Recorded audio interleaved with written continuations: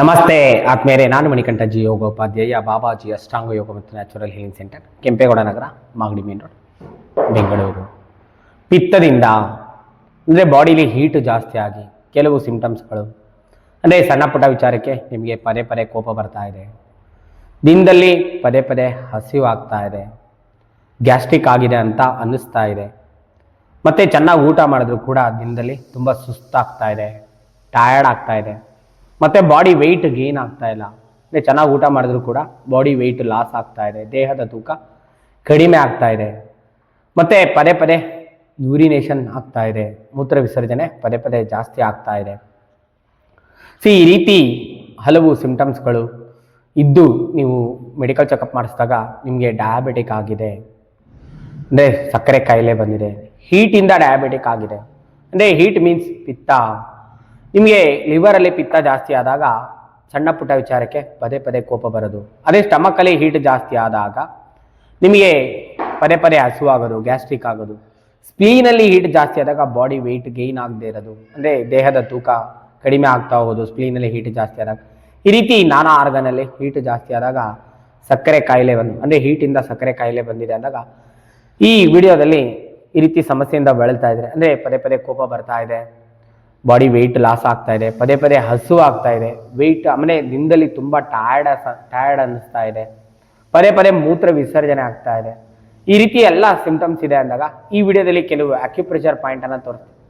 ಈ ಅಕ್ಯುಪ್ರೆಷರ್ ಪಾಯಿಂಟ್ಗಳನ್ನು ನೀವು ಹೇಗೆ ಹೇಳ್ಕೊಡ್ತೀವೋ ಅದೇ ರೀತಿ ನೀವು ಸೀಕ್ವೆನ್ಸಲ್ಲಿ ಪ್ರಾಕ್ಟೀಸ್ ಮಾಡ್ತಾ ಬಂದಂಗೆಲ್ಲ ನಿಮಗೆ ಈಗಾಗಲೇ ಡಯಾಬಿಟಿಕ್ ಬಂದಿದೆ, ಡಯಾಬಿಟಿಕ್ನ ಸಮಸ್ಯೆಯಿಂದ ನೀವು ಬಳಲ್ತಾ ಇದ್ದೀರಾ, ಹಿಂದೆ ಹೇಳಿದಂಥ ಈ ಸಿಂಪ್ಟಮ್ಸ್ ಎಲ್ಲವೂ ಕೂಡ ಇದೆ ಅಂದಾಗ ಇದೆಲ್ಲವನ್ನು ಕೂಡ ನೀವು ನ್ಯಾಚುರಲ್ ಆಗಿ ಕಡಿಮೆ ಮಾಡ್ಕೋಬೋದು, ಹೀಲ್ ಮಾಡ್ಕೋಬೋದು. ಅಂದರೆ ಡಯಾಬಿಟಿಕ್ನ ಸಮಸ್ಯೆ ಇದ್ದು ಡಯಾಬಿಟಿಕ್ನ ಕೂಡ ನೀವು ಸಕ್ಕರೆ ಕಾಯಿಲೆನ ಕೂಡ ಕಡಿಮೆ ಮಾಡ್ಕೋಬೋದು. ಪಾಯಿಂಟ್ ನಂಬರ್ 36 ಅಂತ ಬರುತ್ತೆ, ಅಂದರೆ ಸ್ಟಮಕ್ 36 ಮೊಣಕಾಲಲ್ಲಿ ಬರುತ್ತೆ. ಈ ಮೊಣಕಾಲಿನಿಂದ 4 ಬೆಟ್ಟು ಕೆಳಗಡೆ, ಇಲ್ಲಿಂದ ಈ ರೀತಿ ತೆಗೆದುಕೊಂಡಾಗ ಇಲ್ಲಿ ಬೋನ್ ಬರುತ್ತೆ ಉದ್ದಕ್ಕೆ, ಬೋನಿಂದ ಕೆಳಗಡೆ ಇಲ್ಲಿ ಗುಳಿ ಥರ ಬರುತ್ತೆ ನೋಡಿ, ಈ ಚಿತ್ರದಲ್ಲಿ ಕಾಣಿಸ್ತದೆ ನೋಡಿ, ಇಲ್ಲಿ 20 ಸಾರಿ ಈ ರೀತಿ ಪ್ರೆಸ್ ಮಾಡೋದು. ಅದೇ ರೀತಿ ಈ ಕಾಲಲ್ಲಿ ಕೂಡ ಮೊಣಕಾಲು ಎಂಡಾಗುತ್ತಲ್ಲ, ಇಲ್ಲಿಂದ 4 ಬೆಟ್ಟು ಕೆಳಗಡೆ ಹೊರಮುಖವಾಗಿ ಹೀಗೆ ತೆಗೆದುಕೊಂಡಾಗ ಬೋನ್ ಪಕ್ಕದಲ್ಲಿ ಇಲ್ಲಿ 20 ಸಲ ಅಕ್ಯುಪ್ರೆಷರು, ಯಾವುದು ಸ್ಟಮಕ್ 36 ಅನ್ನ ಒತ್ತಿ ಪ್ರೆಷರ್ ಕೊಡೋದು.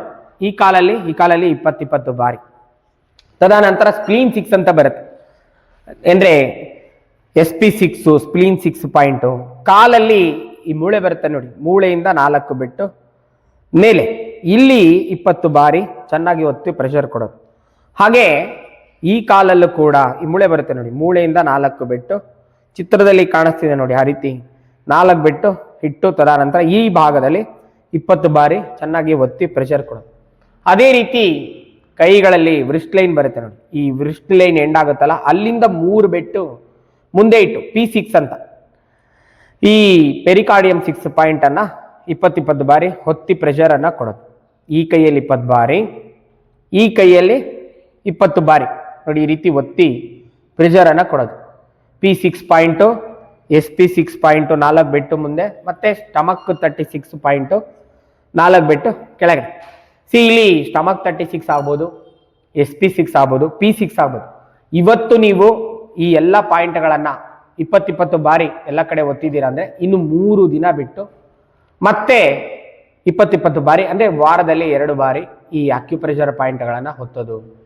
ಹಾಗೆ ಕೈಯಲ್ಲಿ ಕೆಲವು ಅಕ್ಯುಪ್ರೆಷರ್ ಪಾಯಿಂಟ್ಗಳು ಬರುತ್ತೆ, ಅದು ಕೂಡ ಅದ್ಭುತವಾಗಿ ವರ್ಕ್ ಆಗುತ್ತೆ. ದೇವೇಂದ್ರ ವೋರಾ ಚಾರ್ಟ್ನ ಪ್ರಕಾರ ಪ್ಯಾಂಕ್ರಿಯಾಸ್ ಪಾಯಿಂಟ್, ಅಂದರೆ ಪ್ಯಾಂಕ್ರಿಯಾಸ್ ವೀಕ್ ಇದ್ದಾಗ ಡಯಾಬಿಟಿಕ್ ಆಗಿದೆ ಅಂತ ಹೇಳ್ತಾರೆ, ಪ್ಯಾಂಕ್ರಿಯಾಸ್ನ ಕಾರ್ಯಕ್ಷಮತೆ ಉನ್ನತಿಗೊಳ್ಳಲಿಕ್ಕೆ ಇಲ್ಲಿ ಪಾಯಿಂಟ್ ನಂಬರ್ 25 ಪ್ಯಾಂಕ್ರಿಯಾಸ್ನ ಪಾಯಿಂಟನ್ನು ಈ ರೀತಿ ನೋಡಿ, ಇಲ್ಲಿ ಬ್ಲಾಕ್ ಮಾರ್ಕ್ ಮಾಡಿದ್ದೀನಿ, ಚಾರ್ಟಲ್ಲಿ ಕೂಡ ಕಾಣಿಸುತ್ತೆ.